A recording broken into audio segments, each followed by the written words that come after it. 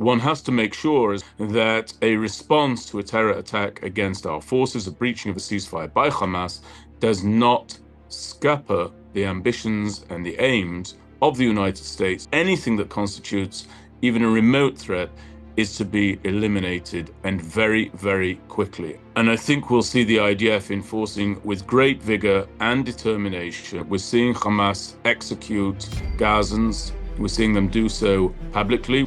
That demonstrates the fact that Hamas is still on its feet. But there's another axis that is emerging between the Qataris, the Turks, and Hamas, all three of which are absolutely dedicated descendants of, disciples of the Muslim Brotherhood. It's very important that all of our deceased hostages are returned to us by a given marked date, and that if they are not returned to us by that date, then it is highly likely that hostilities will return inside the Gaza Strip. Hi folks, thank you very much for joining this episode of the MirYam Institute Situational Briefing. Listen, if you're enjoying our content, please take a moment to hit the like button and to subscribe to the channel, because doing so really does help us to reach an ever wider audience, and I really appreciate your partnership in that regard. And if you're enjoying our cutting edge footage, and if you have any questions that you'd like answered, please be sure to leave a comment in the comment section, and I'll do my level best to get to all of that in the next briefing. So thank you very much, and with that, it's on with the show. So, as you may be aware, there have been a series of attacks on IDF troops launched by Hamas terrorists since the ceasefire was brokered. The recent attack that took place across what's referred to as the yellow line, it's not actually the yellow line that was initially delineated. There have been some adjustments there, but to all intents and purposes, it's that temporary withdrawal position. The attacks that took place there were not exceptional. They are part of, as I said, a series of attacks. And the IDF is able to respond to those forcefully, as we're seeing it doing, rightfully so. But it's not any easier for Israel to do that, despite the fact that the last 20 of the living hostages have been returned to us. And the reason that it's more complicated is that there's a very delicate balance that is in the midst of many countries seeking to sustain, primarily the United States of America, which incidentally is sending an enormously high-level, concentrated delegation, almost in a series, one after the other, beginning with Jared Kushner and Steve Witkoff, followed now by Vice President J.D. Vance, who's in Israel at the time of recording, and Marco Rubio, Secretary of State, who's also scheduled to travel to Israel for 24 to 48 hours. And they're there, it's thought, in order to ensure that the ceasefire is held. And when you have that degree of diplomatic oversight, that degree of diplomatic engagement by the chief ally of the States of Israel, the United States of America, one has to make sure, as Prime Minister Netanyahu is doing, and as the Israeli Defense Establishment is doing,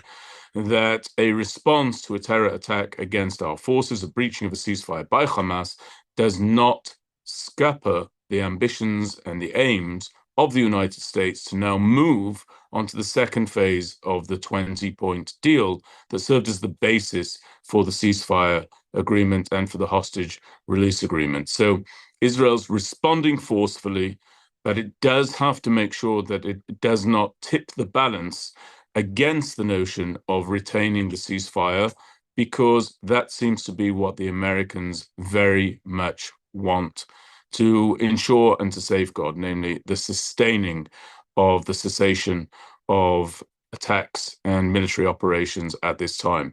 So we'll see where all of that goes, but it's not a straightforward picture at all.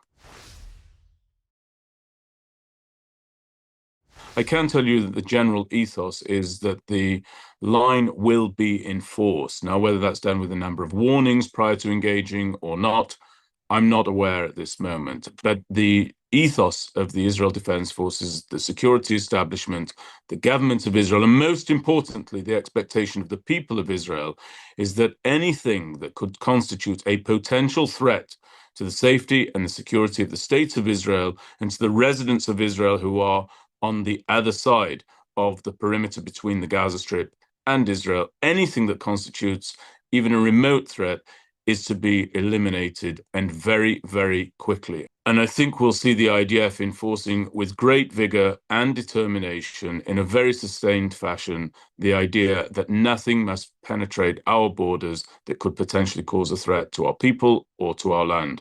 And so you're seeing Israel respond forcefully as and when Hamas breaches the ceasefire, which they're certainly doing.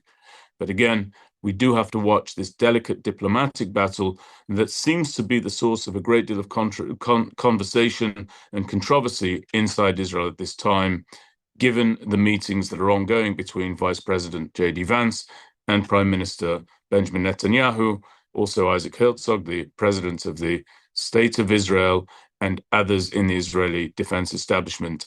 By the way, the viewers should know that Jared Kushner and Steve Witkoff had a very, very rare type of meeting that took place between themselves and the IDF chiefs of intelligence and the IDF chiefs of technology.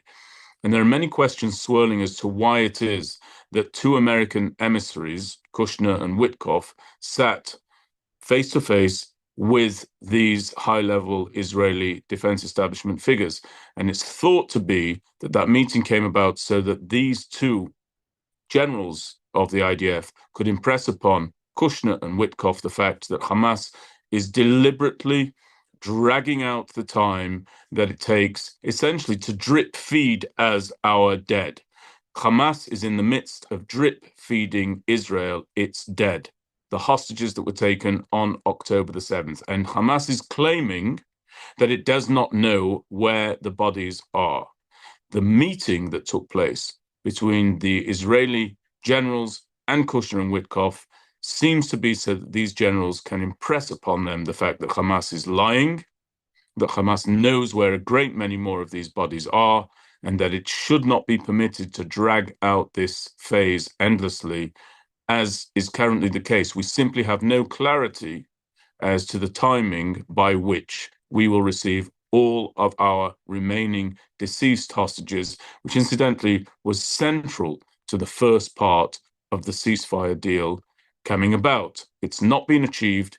It's the second time that Hamas has run roughshod over a deadline put forward by President Donald Trump. You'll probably recall that when he first came to office, he said that if Hamas doesn't return all of the hostages by the time I'm back in the White House, all the gates of hell will be opened. They did not return all of the hostages, of course, as we know. They ignored that deadline by President Trump, and I'm very hopeful that President Trump will not allow Hamas to continue to break, breach, and trample all over the terms of this deal. These hostages, the deceased, need to come home now. And all of the misdirection that Hamas is seeking to apply needs to be seen through very, very clearly by the Americans. And the Americans must continue to put pressure on Hamas to do that which they agreed to do. So with regard to the 47% of the Gaza Strip that Israel vacated as part of this ceasefire deal, I'm very concerned by the images that I'm seeing taking place inside the Gaza Strip. We're seeing Hamas execute Gazans. We're seeing them do so publicly. We're hearing from President Trump that he seeks to see an end to those actions by Hamas, but at this point, he's not managed to bring this terrorist organization to heel. That demonstrates the fact that Hamas is still on its feet. And I remind you of what the war aims were in the aftermath of the October 7th massacre. They were to bring back all of our hostages, those who are alive and those who are no longer alive. That's not yet been achieved, though we have made, of course, wonderful progress towards that outcome by way of the return of the last 20 living hostages. And there was also a requirement that Hamas is dismantled, and furthermore, sort of within that same requirement, that they can never again constitute a threat to the safety and the security of the people and the state of Israel. I just want to give you some details here that have been released by the Israeli Defense Establishment that show that Hamas remains a threat. So More than half of the overground infrastructure inside the Gaza Strip has been destroyed, that infrastructure that was used for terror activities. So that's positive. But on the negative side, more than half of the tunnels, so that's the subterranean infrastructure that Hamas established, more than half of those tunnels are deemed to still be in existence and actually to still be functioning. In fact, the defense establishment has said that it's not at all certain of exactly where all of the tunnels are. So that's, of course, very problematic. More alarmingly, I understand that there are hundreds of rockets that now remain in the hands of Hamas, including rockets that can actually reach central Israel. And while 50% of the Nukhba force have been eliminated inside the Gaza Strip, there are estimated to be 20,000 Hamas terrorists who are still at their activities inside Gaza. Now, they're less well trained and they're less experienced than those that we fought in the immediate aftermath of October the 7th, but a force of 20,000 terrorists is very, very significant, even as we know that the vast majority of Hamas's senior command and control structure has been eliminated. So it's a very mixed bag when it comes to that aspect of the war aims, namely, as I said, to dismantle Hamas and to ensure that it never again constitutes a threat against the state of Israel. Now, there's a question as to who is going to do the work of dismantling this terror army. And right now, Israel finds itself in the horns of quite a significant dilemma, which is that it does not want the IDF to remain inside the Gaza Strip in perpetuity. It also does not want to be the party of no when it comes to America's ambitions for bringing calm and quiet to the region. But there is something that we all need to consider, namely, Israel has put enormous, enormous efforts and a significant amount of its capabilities, and it's also stakes a great deal of its diplomatic reputation on breaking apart the Iranian axis that existed prior to October the 7th and even to some degree afterwards. We saw the strike on Iran's nuclear weapons capabilities, for example. We've seen the fight being taken to Hamas. We've seen the dismantling of Hezbollah in southern Lebanon and more, not to mention the Houthis and also Iranian proxies that were ensconced inside Syria. So we've done wonderful work there. But there's another axis that is emerging, and all of us should be very clear-eyed about it. The axis to which I'm referring is that between the Qataris, the Turks, and Hamas, all three of which are absolutely dedicated descendants of, disciples of the Muslim Brotherhood.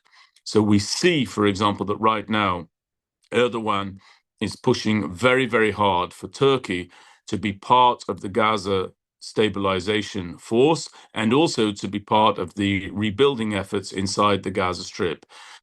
Turkey is extremely problematic when it comes to Israel. Erdogan has described Prime Minister Netanyahu as being worse than Adolf Hitler. He is an unmasked, in my opinion, double-dyed anti-Semite. And even today, he was meeting with the Emir of Qatar. So very, very close relationships there. You've also had the foreign minister of Turkey meeting with the heads and the leadership of Hamas. So the closeness of that relationship ought to ring alarm bells for Israel. I think it probably is doing. And Prime Minister Netanyahu has said that under no circumstances will he permit for Turkey to play any role whatsoever in the rebuilding of Gaza. And he's also said that he's unwilling to have the Palestinian Authority play any role in the governance of the Gaza Strip, because that's absolutely contrary to the philosophy of the Netanyahu government. So when you consider that Israel is rightly concerned about this potential new axis, the Qataris, the Turkish, and Hamas, and when you consider that Benjamin Netanyahu is very clear about who he will not allow to maintain a presence inside the Gaza Strip and not take up a position of governance inside Gaza, you have to wonder upon whose shoulders will the burden of this task arrive and rest. And it seems to me that it will be primarily Israel. Israel will not outsource the need for security to any third party within the Muslim world or the Arab world. Of that, everybody can be very, very assured, and I think everybody should be able to understand why. I think that we're seeing this steady arrival of the senior most members of the Trump administration to Israel because the administration wants to see the ceasefire agreement on which it staked so much of its reputation and to which it assigned so much of its abilities and its influence sustained. They want to see it prove a success. And I understand that, but everybody should recognize just who these individuals are who are coming to meet with the Prime Minister. We had recently, of course, the President of the United States himself, President Donald J. Trump.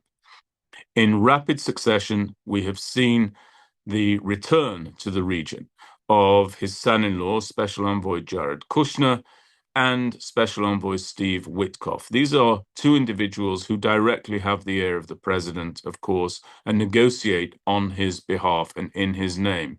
And then in addition to that, we've got Vice President J.D. Vance. Now, Vice President J.D. Vance is a point of a little bit more concern for us in Israel because he is seen to be much more closely associated with the isolationist wing of the MAGA base. And J.D. Vance does not project the warmth towards Israel, and he does not project the familiarity with Israel that we know that Jared Kushner, for example, absolutely embodies, and that we've seen that President Trump embodies. So handling that meeting between the Prime Minister and Vice President J.D. Vance is a much more delicate dance than anything else that's gone on. And then on the back of Vance's arrival to Israel, or rather on the back of his departure from Israel after his visit, you're going to have Marco Rubio, who really has long been associated with the other side, the other wing of the Republican Party, namely the wing that views the international aspects of America's role astride the world stage as a positive thing, almost as a requirement, and is a known supporter of the state of Israel. But all of them are coming in, it seems, with one common goal, and that is to ensure that this agreement stands and is implemented. The Americans seem to be going full throttle for the implementation of the second phase of this deal. Israel, from my point of view, understandably, wants to see first, before we move on to the second phase, the implementation of phase one. So that means the return of all of the hostages, the living we have, the deceased we're yet to receive. And I want to zone everybody in on the ongoing absence and the lack of return of one particular hostage, that of Hadar Goldin, who was a young officer in an elite unit of the Israel Defense Forces serving inside the Gaza Strip in 2014. In 2014, so more than a decade ago, Hadar Goldin was killed by Hamas.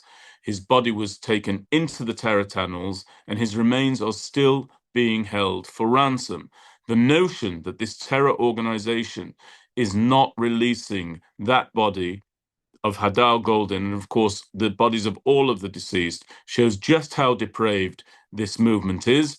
And Israel cannot be expected reasonably to turn a blind eye to that degree of psychological cruelty, of psychological terror against our entire society. All of the hostages must come home. It's very important that in the midst of all of these complex conversations and discussions that Israel's having with the leadership of America, that Israel ensures that one point of agreement is established, namely that the ongoing drip feed of our dead back to us comes to a conclusion in a very, very timely fashion, namely that all of our deceased hostages are returned to us by a given marked date, and that if they are not returned to us by that date, then it is highly likely that hostilities will return inside the Gaza Strip. It's not going to be easy, incidentally, for Israel to do that because of the diplomatic considerations that I've already outlined, but it should be impressed upon the Americans by Israel that if Hamas continues to breach this deal, the response to that is not that we simply progress onto the second part of the deal as though Hamas upheld its part of the bargain for the first half, but rather in light of the fact that Hamas has breached the deal, Israel no longer views this as a ceasefire to be upheld and will only do so once we receive all of our hostages back to Israel.